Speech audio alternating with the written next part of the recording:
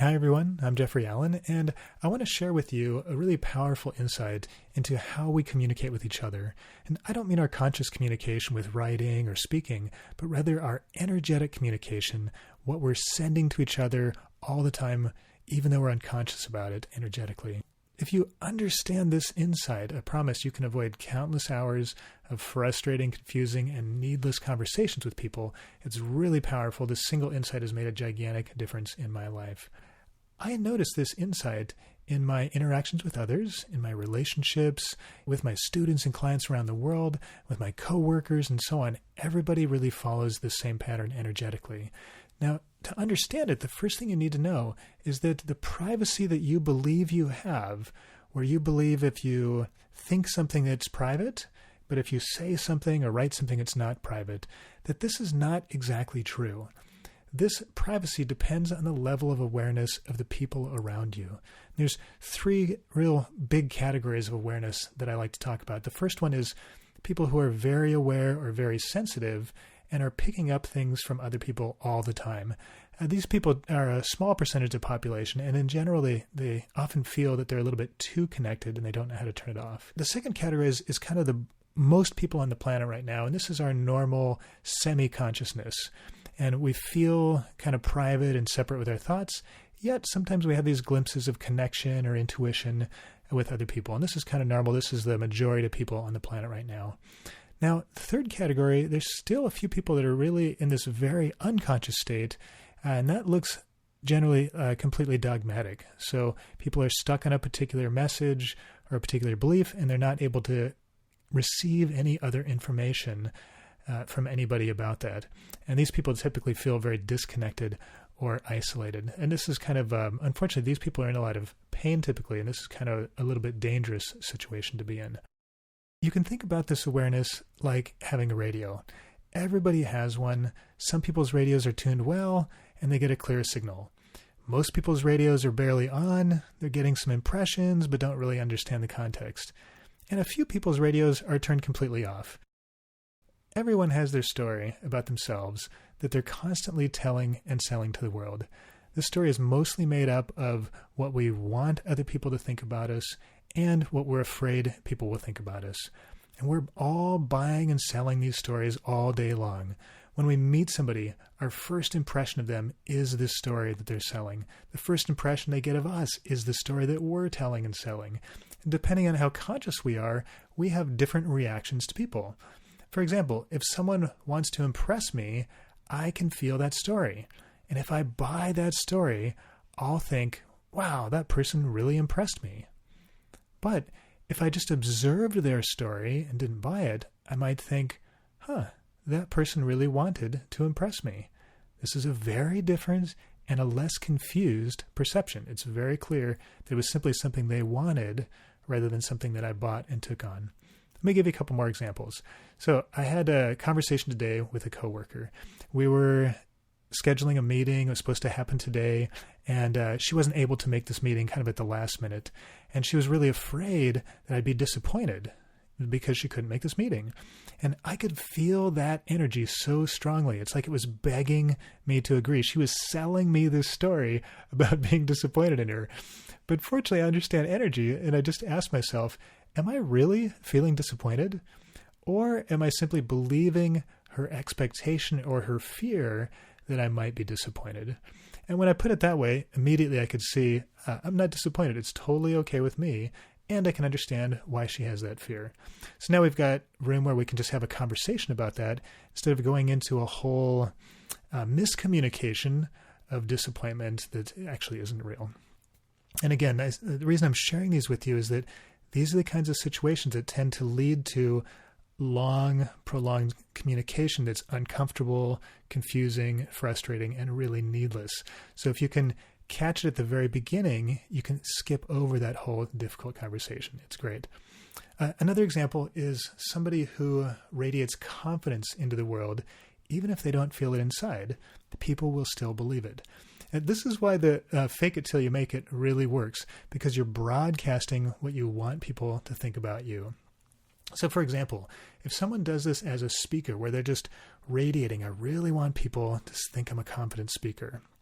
that's the strongest energy that they're broadcasting out, then people are going to think either, wow, she was a really confident speaker, in which case they bought the story, or, wow, she appears very confident on stage.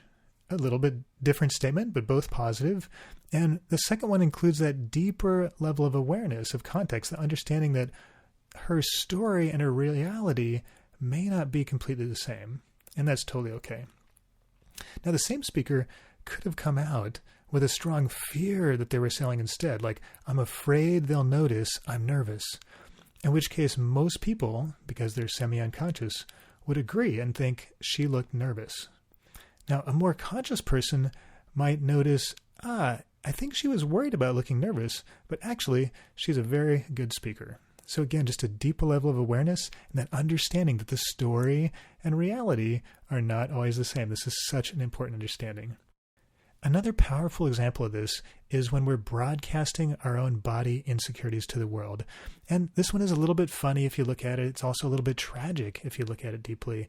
And because when we're selling our insecurities to the world, oftentimes people believe it. I've seen this so many times with couples who are friends, where one person thinks, my partner is just gorgeous and fantastic and perfect for me, yet their partner has a body insecurity that they're broadcasting to the world. So let's take the example. Maybe they're saying, I'm fat. I don't want my partner to think I'm fat. Now, even though their partner isn't thinking that, they're thinking this person is perfect for me and I love them, they're fantastic and I love their body. Over time, because the one person is broadcasting their insecurity, that will start to sink in. Essentially, they will sell that to their partner, whose authentic feeling is just one of admiration. And they will start to pick up this body insecurity, and then they will think it too. And this is the tragic part, because we do this. We program the world around us to our biggest fears, and we basically create self-fulfilling prophecies. And so I want you to just please stop selling your body insecurities to the world. Okay, whatever it is that you think might be your insecurity, I want you to just kind of cross that out and just think of one positive thing that you would like people to think about you. Like, I'd like people to think that I have a great smile. Pick something that's easy for you, and that will start to broadcast out, and you'll convince people of that instead. I want to share one more example with you that I think you'll relate to, and that shows just how powerful this energy communication can be.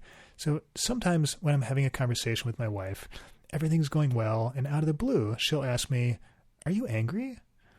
And if I'm not conscious, my response is often, "No, I'm not angry," in a slightly angry and defensive voice, right?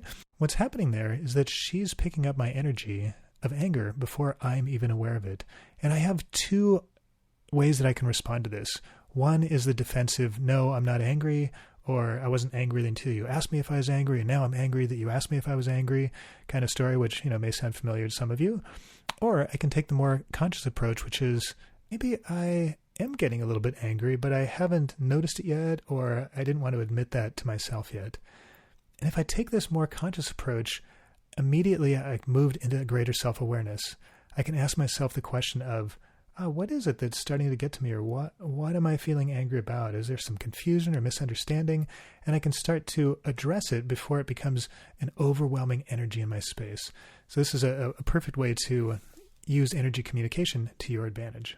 There's 3 things I want you to remember about communicating with energy. First, you're telling and selling your stories to people all the time, even if neither of you are aware of it. You're telling and selling your stories to people all the time, even if neither of you are aware of it. I want you to start to notice this. You'll be surprised how this changes your view of the world. It's one of the most fundamental shifts in perception that you can have, and you're really starting to peek behind the curtains with this awareness. Number 2, your strongest desires and fears are what you're telling and selling to others. Your strongest desires and fears are what you're telling and selling to others. Now, on the positive side, you might be broadcasting something like, "We are deeply in love," and the other person is buying that, and they're falling deeper and deeper in love with you.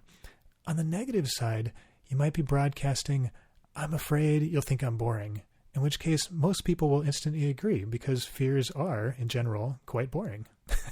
So remember, you're always selling your story to the world, especially people that are close to you. And I strongly recommend that you only sell the stories that you want people to buy. So take a look at your stories, deal with your fears and insecurities instead of broadcasting them and convincing the world they're true. And if you can't shake them, at least communicate them openly so everyone understands it's a fear. Say something like, I'm afraid you'll be disappointed in me. This is way better, more productive to say it than to just think it and broadcast it energetically. The third point I want you to remember is don't believe other people's stories. Don't automatically agree with their fears and insecurities.